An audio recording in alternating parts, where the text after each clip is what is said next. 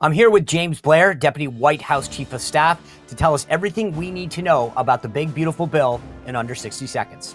We've got to pass Trump's big, beautiful bill because it is the single most historic piece of Republican legislation that has ever moved through the halls of Congress. First of all, it is the biggest spending cut in American history, more than double the last number, which is back in the 1990s. It will, combined with our tariffs and our economic growth, it will reduce the federal deficit by over $8 trillion.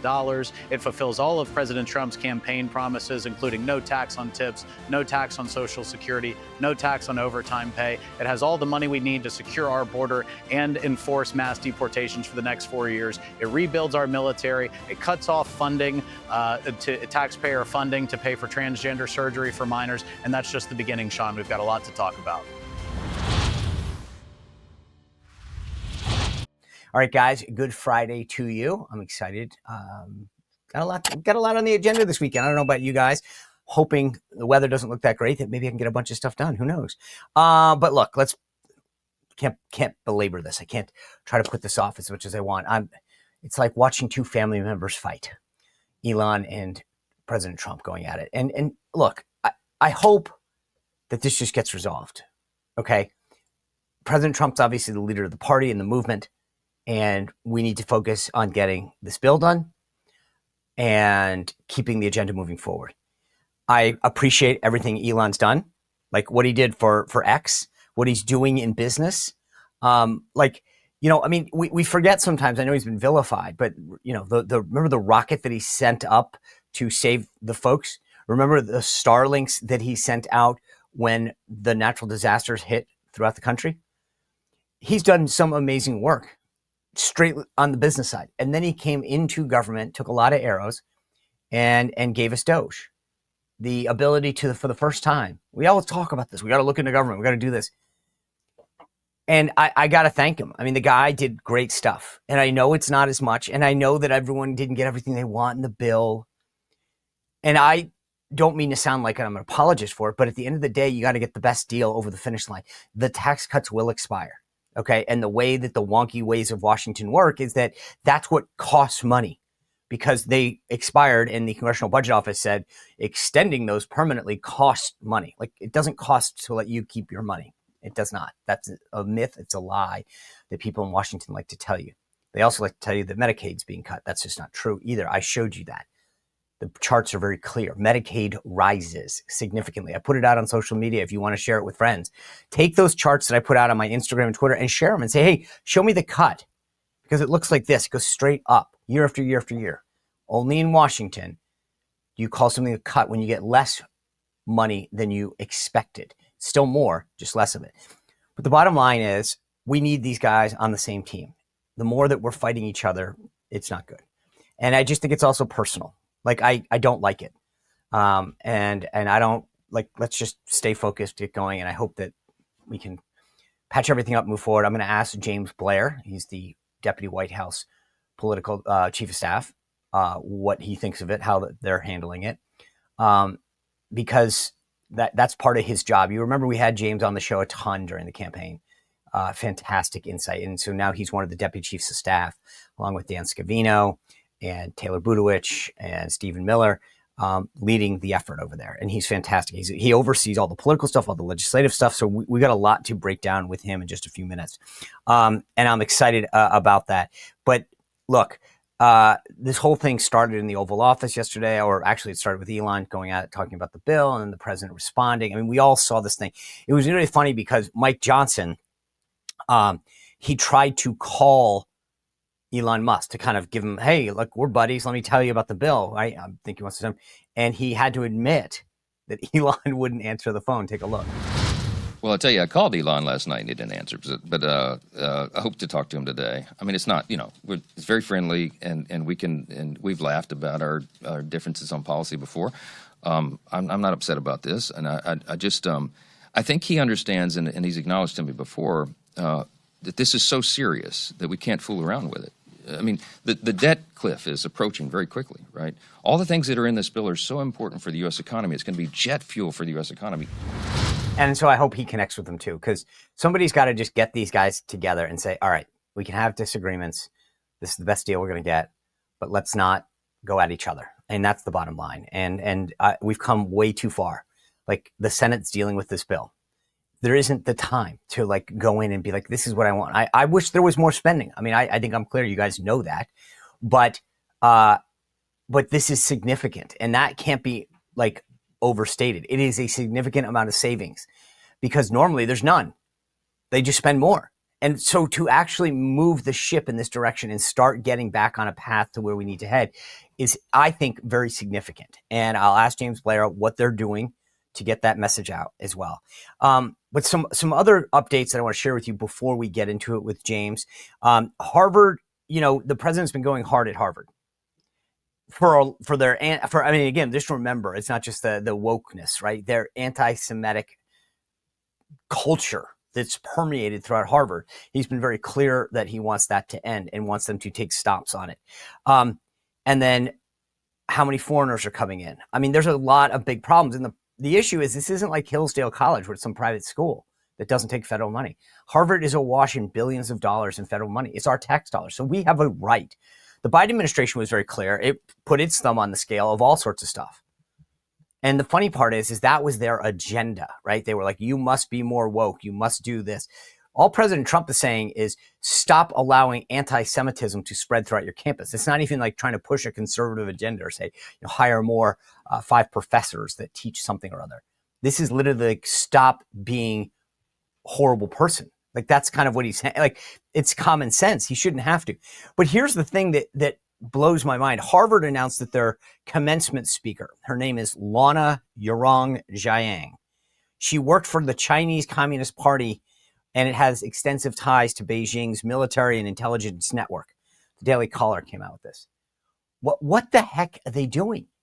I just can't believe this, that Harvard continues to make one tone-deaf move after another.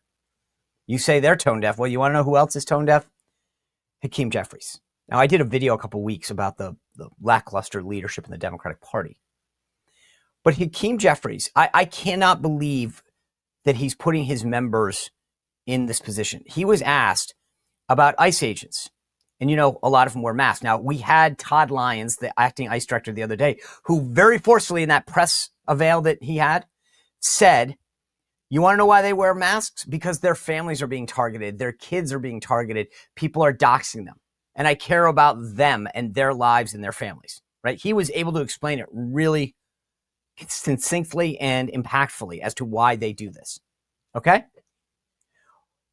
But you would think that, again, that's one of those issues that's not conservative or Republican. That's like, hey, these guys are out enforcing the law. They're kicking bad people out of the country that are in the country illegally. Okay. And this was Hakeem Jeffries, the leader of House Democrats, when asked about it. Take a look. Every single ICE agent who's engaged in this aggressive overreach and are trying to hide their identities from the American people will be unsuccessful in doing that. This is America. This is not the Soviet Union. We're not behind the Iron Curtain. This is not the 1930s. And every single one of them, no matter what it takes, no matter how long it takes, will, of course, be identified. I can't, like, they will be identified as if they're the bad guys. Like, and the thing that I find fascinating is it's one thing if you're Alexandria Ocasio-Cortez and, talks about defunding ICE. This is the leader of their party. So now everyone on their party, they won't because the media won't ask them, will be asked about whether or not they agree with Hakeem Jeffries, or they will be able to put it in a campaign ad of some sort to go after him. He screwed his own caucus by being like, I'm going to make sure that we hold these people accountable. These people are federal agents. They are putting their lives on the line to keep us and our country safe. They're rolling out, trying to catch bad people who broke the law. And he's worried about whether or not we can see their face, and he wants to hold them accountable. Now, it got me thinking. Do you remember during like all the Black Lives Matter stuff and when Antifa was running around, burning buildings, vandalizing property, hurting people? These guys all had masks on. Hakeem Jeffries didn't say a thing then. There was no outrage from the left about people wearing masks. Think about this for a second. He's worried about law enforcement wearing masks, covering their face, but he's not worried about criminals wearing masks, covering their face as they break laws, break into stores, vandalize property. He didn't seem to care too much about them. It just shows you where their priorities are. I mean, I honestly cannot believe if you were thinking about running for office as a traditional Democrat, I'd be like, I can't do it. I can't answer for this. This guy's out there siding with the criminals. Open borders, criminals. Like, what is going on? At some point, the Democratic Party doesn't need another think tank or a message strategy or a bunch of polls. They need common sense. I mean that in all seriousness. Like, how do you guys look yourself in the face and say, hey, I'm willing to defend this? It's crazy. I am worried about the midterm elections. I am. I really am. And we got a slim majority. I want to talk to James Blair about this in a second, because if we lose the majority, I was there, right, in the first term. When President Trump lost the House, it was like, I mean, you guys know this. Impeachment, investigation. It will be nonstop. Now, luckily, President Trump gets this. I mean, he in a very real way, he's already been impeached twice. So I think he knows that. And I think obviously the rest of the staff knows it. That's why they're continuing to raise money, and they're doing all the political things that you need to do, visit certain places and states and take care of some of the vulnerable members. But the Democratic Party, I got to believe, is going to be hard pressed to put good candidates up that are willing to buy into this agenda, that are willing to sit there and listen to somebody talk about whether or not it's that the priority needs to be whether or not a federal agent was masked when they did a raid. And by the way, just as a total side note, beyond the law and order piece of this, remember COVID? Isn't this like, weren't they cool with masks? That was their thing. They were like, everybody should wear a mask, 2-ply mask. Like, and suddenly now, again, it's amazing the hill that they wanted to die on when it came to this. Like, that's your line. We didn't care about it forever. And now suddenly we care about who's wearing a mask. It was unbelievable. And this all comes, by the way, we talk about people trying to get out of the country. And I know the president and the team over there gets really frustrated with the courts. I get it. There's a story that just came out. A judge is ordering the Trump administration to give hundreds of migrants deported to El Salvador in March the right to challenge their detention. The right to challenge their detention. That's the court. Like, again, whose side are you on? They were in the country illegally. I don't know why we have this thing as if they weren't like American citizens that got sent away. These were people sent back to their country of origin. What they do with them there is up to them. But I don't understand why we're doing this. I'll just read you a section of this. The federal judge is ordering the Trump administration to give the hundreds of men deported to El Salvador, again, men. Like, it's not illegals, not criminals. It's the men, like the Maryland man, the Colorado man. Deported El Salvador in March under the Alien Enemies Act, the right to challenge their detentions as unlawful. The 69-page order issued Wednesday, Judge James Boasberg, remember this guy, we've heard about him before, gave the Trump administration until June 11th to come up with a plan to allow the men currently detained at El Salvador's notorious Seacock mega prison to practice their due process rights. Like, I'm sorry. Like, this is not like a trip gone awry. Like, oh, hey, they randomly got sent to El Salvador. This is what the judge wrote. In short, the government must facilitate the class's ability to seek habeas relief to contest their removal under the act.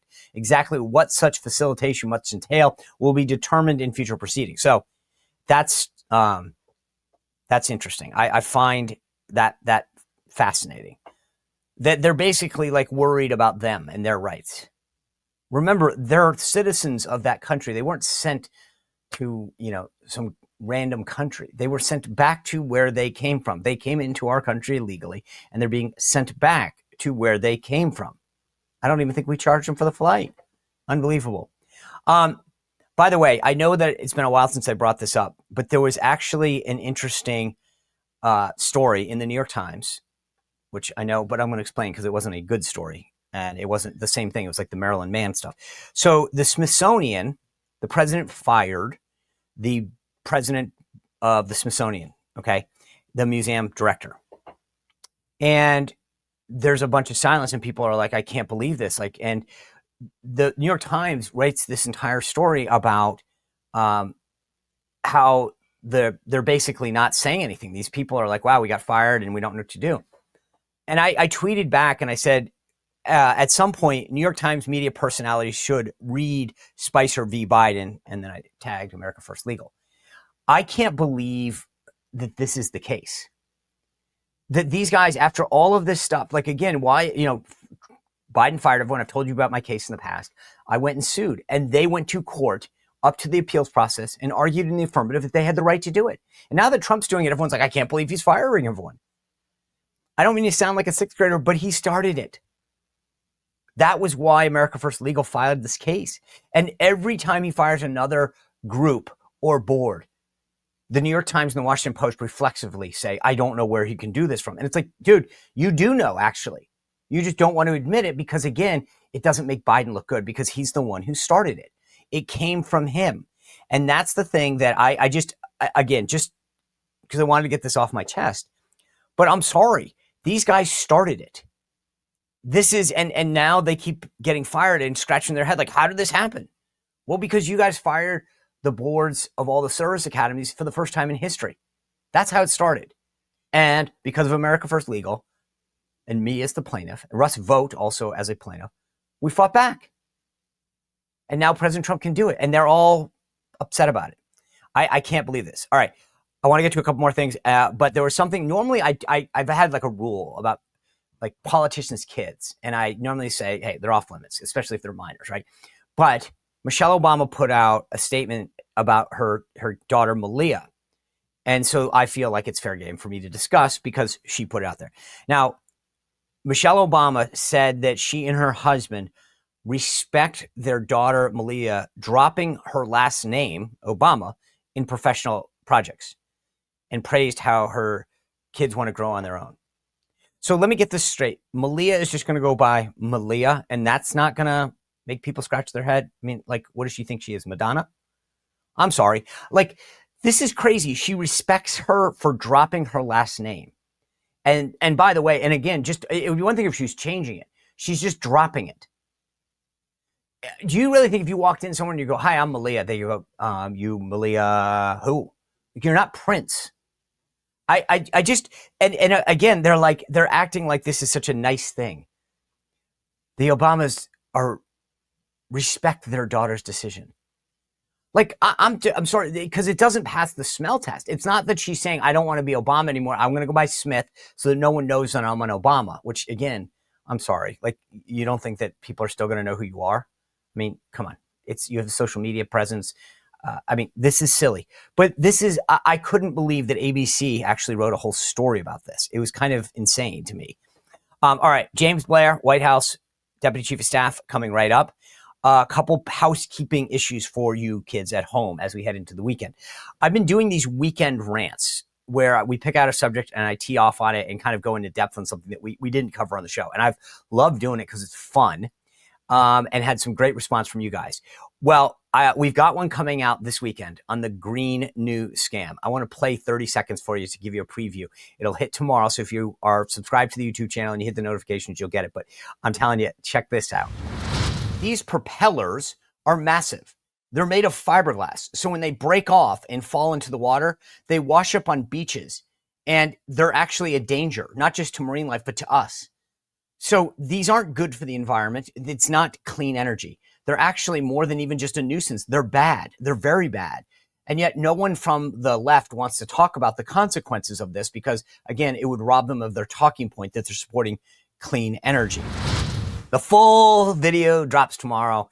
We do this every weekend. That's why I always tell people, if you can, hit that subscription button, the notification. It's only on YouTube, by the way, although we'll figure out how to tease it in some other ways, like on social media, but I'll link back. But best way to do that is to go there and make sure that you're subscribed. And do me a favor, I really appreciate this. If you're watching the premiere at 6 p.m., we always try to juice the algorithm because that's how it works on YouTube. Send a link to the show to like 5-10 friends. Say, hey, we're having a great time in the chat. We're doing this. Just send the link. I really appreciate it. Thank you guys so much for doing that. And while you're at it, you can go to SeanSpicer.com and sign up for the free newsletter. There's another one that drops today.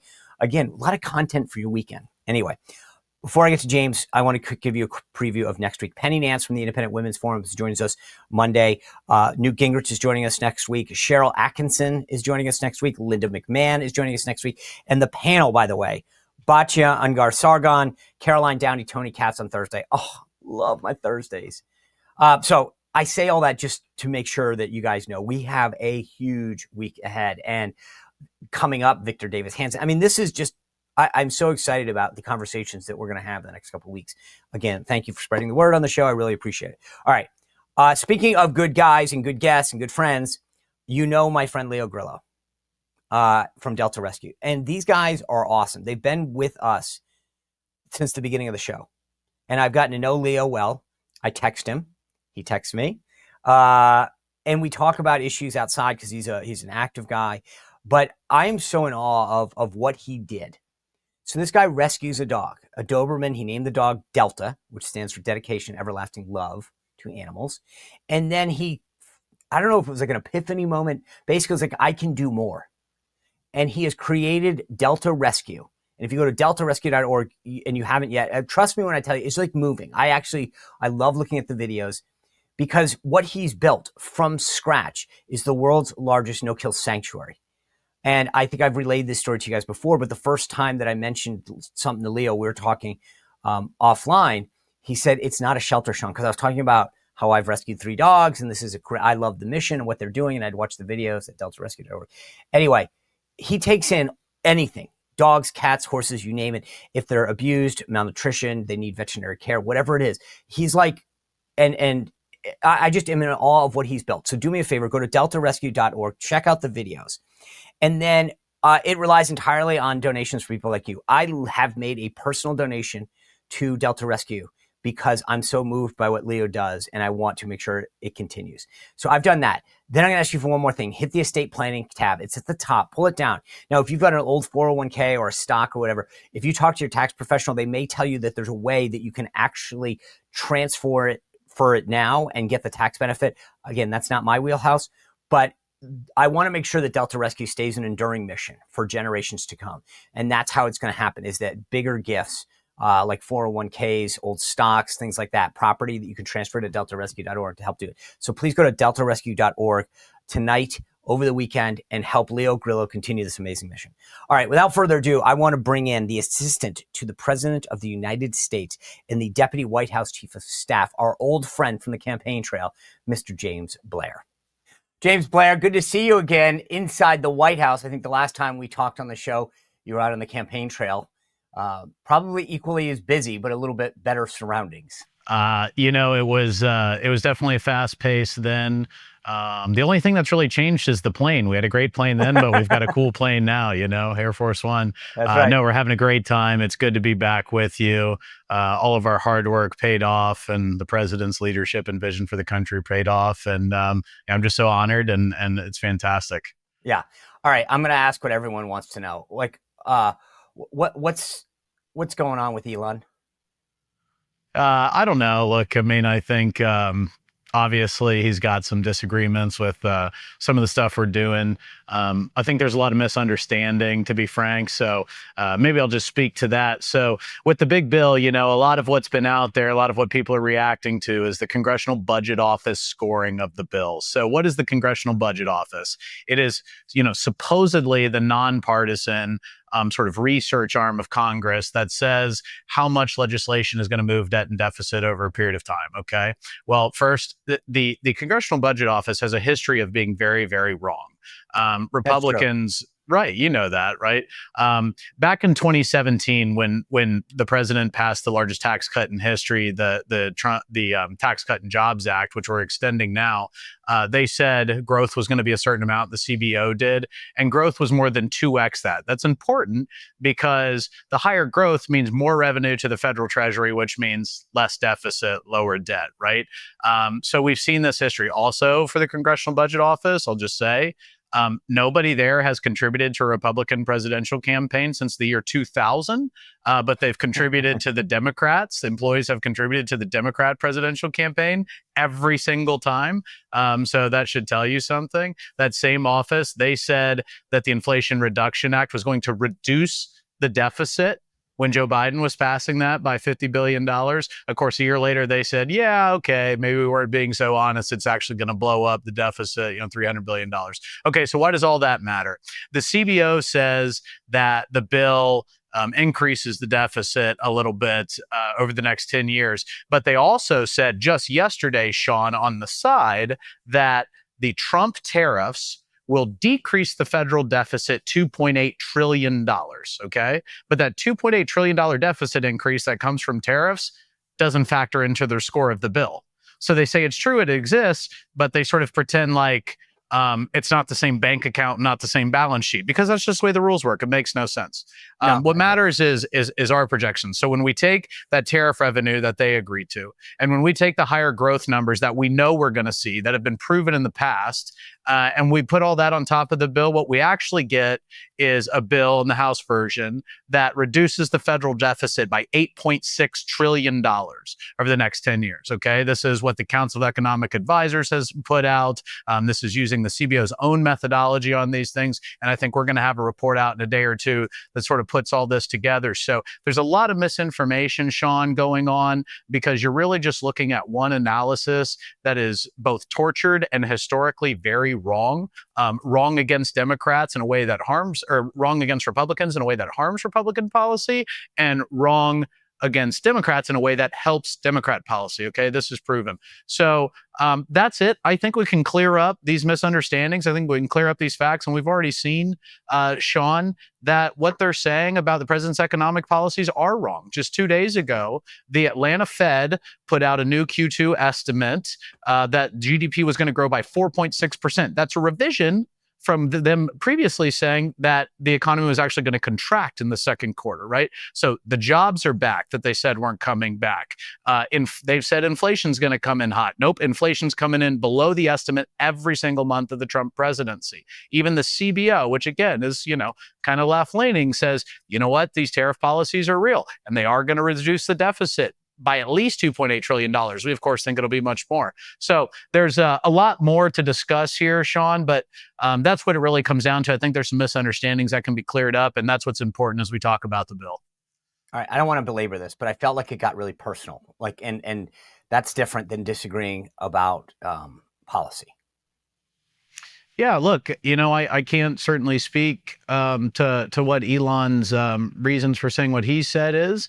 It is the president's prerogative to say what he says. I think, we're disappointed to see Elon campaigning against the bill, but it's a free country and he's welcome to do that. So we're just going to keep moving forward. We're going to be focused on what the American people ask us to do on the campaign trail, which was deliver these promises. And that's what we're focused on, is we are focused on delivering the agenda that the president campaigned on, that was in every rally speech that people voted for. And that's what we're going to get done over the next month or so. Okay. So let's talk about how you're going to get that done. The House passed it by a razor-thin margin. In fact, I saw this thing today that said Virginia Congressman Jerry Conley had died the day before, and had he been present to vote, which obviously he's a leftist, he would have voted no, and it would have been a tie. So, I mean, that's how close this was. I mean, literally got that lucky. Not, I shouldn't say that. That's not, but vote-wise, politically lucky. Obviously, we don't want Congressman Conley to pass away. But when you're looking at the Senate, tell me if I'm misreading this, and then if not, like, I kind of put there's two camps in the Senate as you try to get this through. You've got the Murkowski-Collins kind of problem children, which is I want more spending. I don't like the reductions in Medicaid, which is insane. Two, you've got the Rand Paul, Rick Scott, Ron Johnson group, which is we want more savings, less debt. I guess the question I'm asking is, do you see the landscape like that? And then two, is there one of those two groups that you're trying to pick off? Yeah, so look, the Senate is different than the House, right? Each U.S. senator represents an entire state, which in many ways is more diverse, but with a wider set of interests than any individual member of Congress. And each of these senators that you mentioned, let's start with Murkowski and Collins. Look, they're focused on some particular issues that matter to them nationally, but also some particular issues that matter to their states of Maine and Alaska. And obviously, it is part of the Senate process to work through those issues.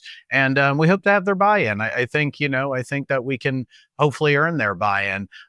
As you mentioned, Senator Paul, Senator Scott, and Senator Johnson. Look, Senator Johnson's been out there stating his opinion. We're continue to have conversations with Senator Johnson. We've got a little bit of a difference of opinion of him about growth rates and different things that sort of have an impact on what the projected deficit is. I think we can get to a good place there. The president spent some time with him yesterday and earlier this week. And Senator Scott, I think he has some, similar. Again, he's concerned about debt and deficits as we are, as the president is, to be very clear.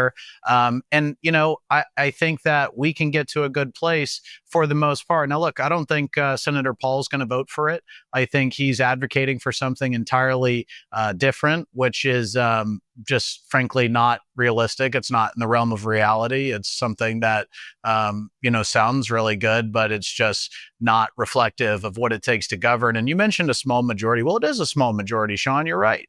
But it's really important to explain what we're doing here. There's this process, as you know, Sean, but for the audience, called reconciliation.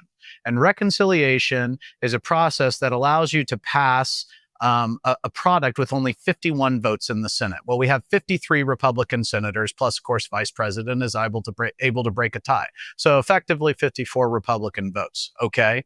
And that means we can pass something with just 51 votes. Which is different than anything else besides reconciliation, which takes 60 votes in the Senate, okay? Right. So if we were doing a tax deal with Democrats instead of just straight party line Republican, we would have to pay for each one of those Democrat votes. And you know very well that Schumer and the Democrats aren't going to give us anything. They would rather default our country's debt and sink us into a global depression than they would do the right thing and pass a bill with Republicans. That's the reality. So this is just the practical reality of governing. In the House, it's a small majority. Again, we can pass it with a simple majority vote, and we have just, an effectively a 3-seat margin in the House. There's 7 more. We can afford to lose 3. I say all that to say we are bringing together a wide-ranging Republican conference with a diversity of views. And yeah, we got to play a perfect game. Basically, we got to get all the votes. But this is a reality of governing, Sean. This is real leadership. This means everybody gives and take a little bit. There's some things you don't love. You come back for more. But what's important is Republicans have a historic opportunity to pass the single largest spending cut in American history, an enormous welfare reform with common sense work requirements for Medicaid, which is very similar to what Clinton did back in the late 90s when he was the last president to balance the budget, and many people got back in the workforce. These are common sense reforms that are very popular, and then a number of other spending reforms as well. And then on top of that, Sean, we're going to get permanence of those 2017 tax cuts that led to the growth that we're seeing, that grows the economy, and we're going to get all the president's signature tax cuts he campaigned on. No tax on tips, no tax on Social Security, no tax on overtime pay. And that's not all. I want to leave you with just a couple more things, Sean. And I know there's just so much in it, so I don't mean to hog the whole program here, but there is a historic funding for border enforcement and deportation that will last all 4 years so that we can get the millions of illegal immigrants out of our country, particularly focused on the criminals, which is what the president campaigned on. It's what a majority of this country supports to this day. We're going to secure our military and make sure it's strong. Listen, we know it's a hot situation in the world right now. And the way we bring peace is with strength right behind us. That's always been important to the president, and we're going to get it done. And then there's just too many issues to even name that are like a wish list of Republican priorities. We're going to stop any Medicaid dollars from going to any healthcare provider that provides transgender surgeries for minors, Sean. That's an opportunity we have to do right now. It's in this bill. It's going to happen. There's a number of other reforms. I could go on and on. So this is literally the most conservative piece of legislation that has ever passed the United States Congress. It is the most historic piece of legislation any of these members have ever worked on, without a doubt. And it will set our country on a better fiscal footing, bringing the deficit down, and it will set us on the right trajectory as Republicans to remember that we can compromise, we can find the right framework to go forward, and ultimately we can win the majorities and do this for at least 4 years in a row. All right, I want to move through a couple parts of this bill, and then I need to talk politics with you. You name-checked Rand Paul. He tweeted out the other day, while I oppose increasing the debt ceiling by $5 trillion, I enthusiastically support making the tax cuts permanent and could vote for the big yet not beautiful bill yet. And then you responded to him saying, Senator Paul concedes the debt limit has to be addressed to prevent default on America's debt, which would cause an economic and global depression. True. But instead of standing with his fellow Republicans, acknowledging reality and doing the hard thing, he'd rather do a deal with Schumer. I just bottom line, it sounded like you were indicating that his vote, you're not trying to get it anymore. He's sort of in the no column and you don't expect that to come. Is that fair? I mean, look, what Senator Paul is advocating is he's saying very clearly that the debt ceiling has to be dealt with. And he knows that. Right. He knows that has to happen or the debt will be defaulted on and the whole world will sink into global depression. He knows that. And by the way, that's not because we want to spend more money. That's to pay for the spending that already happened under Biden. That's how the debt ceiling works, okay? And he's taking advantage of a lack of familiarity with how government funding works in the public to try to push his message. So he knows it has to be dealt with. And what he's saying is just move it off this bill. Just do it to the side, okay? And what he's saying is, but see, that's where I explain the reconciliation process, Sean. You no longer need 51 votes because it's no longer on a reconciliation bill. You now need 60 votes, which means you have to get Schumer and at least 7 other Democrats to agree to vote with you to lift the debt ceiling. Now, do you think they're going to do that for free? Of course they're not. They never have. They're going to extract massive, historic bad policy and government spending. So he's basically saying, I don't want to do the hard part. I want to do the good part. You go do the hard part with the Democrats, and I don't really care if you pay a generational fortune for it. It doesn't make sense. It's fiscally irresponsible, and we're not going to do it. And if he wants to vote no, that's his choice. Okay. I think one of the things that I would like to see more is, I get it. Reconciliation, which it may be wonky and very Washington, but the bottom line is to your description. It's got these parameters that allow you to do certain things, not do others, but you get to do 50 votes when you do it. So you can only do certain things. I would love to see the White House come out and make further pronouncements about how to codify spending. A great job on the on the rescissions package, right? $9.5 billion. I think that's a lot of money, at least where I'm from. But I think that to assuage some of these people who care about the debt, right? Part of what I think would be helpful is to say, I got it, guys. This is the best we can do on this bill, but we can start to put together another, rescissions package. But I guess the point is that not everyone's going to have the luxury of listening to James Blair, and that we've got to start messaging what else we can do. Because I don't think I think the people who care about the debt and spending, and I'm one of those people, but I also recognize that you can only do so much right now and that this is a balancing act. But I think that if we could say, hey, there's more to come, that might help get these guys on board. You're totally right, Sean. I don't disagree with you.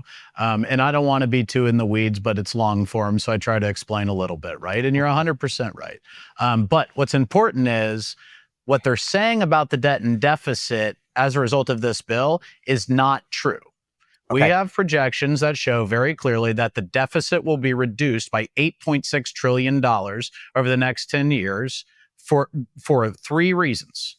Passage of this bill and the growth that comes with it, the tariff revenue that's not being counted in the bill, and the spending cuts that also aren't being counted into the bill. So that rescissions package you mentioned, that doesn't count in this bill. And right. That's $9 billion just for this year. But over the 10 years, if it was in the bill, that would score at $90 billion because that's how it works over a 10-year projection, okay? And we've got a lot more rescissions coming. There's also tools, and Russ Vogt talked about this on one of the Sunday shows this week, Sean. There's other tools that the director of OMB, Russ Vogt, a well-known deficit hawk, has at his disposal in a certain window of the year, the last quarter, to rescind more money and get rid of more what we call discretionary spending. So there is a complete picture here, and the fact is this bill will reduce the deficit. It is the greatest spending cut in American history. It's the greatest welfare reform in American history, and in the medium scope, that will all be borne out as true. We could keep messaging certainly in the short scope, but the fact is this is going to be borne out. Okay. I want to spend the rest of our time talking about the other part of your job, which is the politics part. Karl Rove, in his column just yesterday, wrote this. Since World War II, the party in power has lost an average of 25 seats in the midterm. The Cook Political Report rates 191 seats as solid Republican, 11 is likely, and 9 is lean Republican. That gets you to 211. You need 218 for the majority. And there's 3 Republicans that were in districts that Kamala won. Don Bacon of Nebraska, Mike Lawler of New York, and Brian Fitzpatrick. What are you doing to make sure that that the House I think, again, I feel pretty good about the Senate. What are you doing to make sure that the House stays in Republican hands? Well, let's unpack a little bit of what Carl said, and he's right. You know, there's actually only 2 times in about the last 100 years that a president has added seats to both chambers in his midterm. A few have added them once, but both seats. Okay, one is in 2002. Do you know who the director of income retention at the NRCC was then? Was that Sean Spicer, the great Sean Spicer, if I'm not mistaken? Holy smokes. Yeah. Something you might be familiar with. Yeah, little fact. And you know what we had, Sean? We had patriotism, of course, but we also had a high growth economy, right? Yes. That was an important moment in our history. And the other one was 1934, Sean. I wasn't there then. You were not, not even close. In 1934 was right after the New Deal passed, Sean.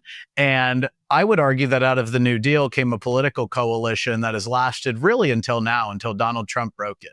And what you had was a president, an FDR, who passed, at the time, transformative, very different policy when the country was in a bad place, when people were hurting and they felt like they got what they were promised, and their party was rewarded at the ballot box in the midterms as a result. I think the same opportunity exists for Republicans on Capitol Hill now. As you said, there are 3 Republican members of the House who are in seats that Kamala won. There's also 13 Democrats in the House that are in seats that Trump won. That tells you right there the map should be offensive. There's 2 Senate seats up in states that Trump won, in Georgia and in Michigan, Sean. These are winnable. We know these populations, they're winnable. And what's very important is all of these folks voted for the Trump agenda. So when you look at those 13 seats where there's a Democrat member of Congress, but Trump won the seat in the presidential race, okay, they, on average, the Republican candidate for Congress underperformed Donald Trump by 5.2 points in those seats, okay? So where do you get those 5 points? Those 5 points come from people that aren't traditional Republicans. They weren't Republicans 25, 30 years ago, Sean. They weren't Republicans in the George W. Bush days. Some of them voted for Obama. Some of them voted for McCain. Some of them voted for Bernie Sanders. It's a wide range of people that all joined the party under Donald Trump. And I want to make a point about voter registration. You and I, I love to talk voter registration and politics. As we talked about on the show a lot last fall, every single swing state in the country had voter registration trends that moved to the right. It moved more Republican. In fact, every state in the country moved Republican. Of the 2,500 some odd counties in the country, like all but 50 of them moved to the right in the election, voted for Trump, okay? There's a whole swing to the right in 2024 in voter registration, in votes, all of these things. What does that tell you? That tells you that the voters are moving in the direction the Republican Party is going, not in the direction the Republican Party has been previously. And President Trump represents the new Republican Party. I'll call it Republican Plus. It is the America First MAGA Trump Party, which is all of our traditional Republicans, but a lot of new folks too. A lot of working class folks, Sean. A lot of single moms who are waitresses who work for tips for a living. And guess what? They need a tax break too, not just growth companies, right? A lot of seniors who are on fixed income, Sean, that need a tax break. That's what we're fighting for. A lot of guys that work overtime in factories, delivering delivering packages, police, firefighters, union guys. Sean, you know we won the union vote. Republicans don't do that. You know that well. So we made commitments to these voters, Sean, that on average 5 points, we made commitments to them that if they gave us their vote, we would reward them by passing the agenda that they voted for. And that's what the big, beautiful bill is about. That's what the legislation that's being pushed in Congress is about. And I believe firmly that if Congress gives the people what they voted for, and they build a bond with that small group of voters who are disillusioned with politics, who think you can't trust any politician, they can develop trust with that politician. And the challenge for Republicans is to take those Trump voters and make them Republican voters. I think that's possible, but good policy is good politics, Sean, and that's where it all starts. James Blair, I know that everything is in good hands after hearing all of this. The bill's going to pass. We're going to pick seats up in the House. So thanks for being so generous with your time. I appreciate it. And thanks for what you're doing to keep the agenda moving forward. It means a lot because I think you're absolutely right. We're going to keep the majority because Donald Trump and House Republicans followed through on the promises that they made the American people. And I think the results are going to speak for themselves. So thanks for being here. Thanks for what you guys are doing. Thank you, Sean. It's easy when your leader's President Trump. I know that. All right. See you, man. All right, guys. Great conversation with James. I got to admit, we do this show every day. I didn't know some of that stuff was in the bill. Like that's how important getting this word out and having people like him on there. Like there is so much that needs to happen in this bill. I hope that Elon and Trump make up, but more importantly, we need to get this bill over the hurdle, over the Senate, and then back to the House for final passage. The sooner we do that, he's absolutely right, that people will reward the president and the Republicans for following through on their promises. It's not perfect. I get it. There's no way you could do something this big and it would be perfect. It's not going to happen. I am hoping, as I said to James, hopefully they continue to show people very publicly that we can continue to save money and that mission is an enduring one. Okay? That's what I want to see from James and from the team over there. But they've done a great job. And what we can do is help support them. Post stuff about the bill. I told you I put the chart of the Medicaid bill up. Show that. Show it to people that every time the Democrats talk about cuts in Medicaid, that's a lie. It's not. So what we can do is give them the grassroots support. I appreciate you guys tuning in. Remember, I dropped a new newsletter today at seansplicer.com. Great guests all next week. I told you about them all. Newt Gingrich, Linda McMahon. It's going to be a huge, huge week. Thank you for everything you've done. Make sure you hit that subscription and notification button so you see the rants over the weekend. I think the Green News Scam one's going to be really good. Anyway, have a great weekend. We'll see you back here on Monday on The Sean Spicer Show. Well, if you enjoyed this content, make sure to like this video, subscribe, and click the notification bell to get more.